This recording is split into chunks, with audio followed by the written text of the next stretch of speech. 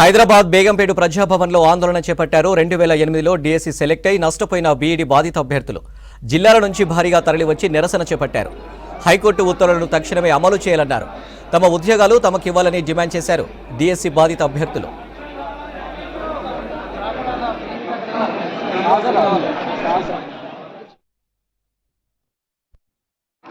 డిఎస్సీలో select కాబట్టి నష్టపోయేటువంటి అభ్యర్థులము గత 15 సంవత్సరాలుగా సుదీర్ఘమైనటువంటి న్యాయ పోరాటం చేసిన సందర్భంలో రీసెంట్గా మాకు జడ్జిమెంట్ల మీద జడ్జిమెంట్లు వచ్చినప్పటికీ గతంలో ఉన్నటువంటి టీఆర్ఎస్ ప్రభుత్వం ఎట్టి పరిస్థితుల్లో కూడా మాకు ఉద్యోగాలు ఇవ్వకుండా లేట్ చేసి సుప్రీంకోర్టు సందర్భంలో రీసెంట్గా వచ్చినటువంటి ప్రజాప్రభుత్వం రేవంత్ అన్న గారి ప్రభుత్వం రీసెంట్గా ఫిబ్రవరి 8వ తారీఖు నాడు మాకు మధ్యంతర ఉత్తర్వులు సెలెక్ట్ కాబడినటువంటి నష్టపోయినటువంటి డిఎస్సీ 2008 అభ్యర్థులకు వాళ్ళ ఫేవర్గా ఉత్తర్వులు రావడం జరిగింది.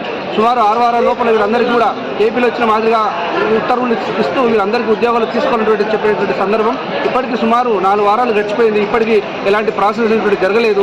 ఈ రోజు ప్రజావానికి దర్బార్కి సుమారుగా అన్ని జిల్లాల నుంచి డిఎస్సి 2008లో సెలెక్ట్ కాబట్టి నష్టపోయినటువంటి అభ్యర్థులందరూ అన్ని జిల్లాల నుంచి సుమారు ఒక 800 పైచీల అభ్యర్థులు ఈరోజు ఇక్కడికి రావడం జరిగింది.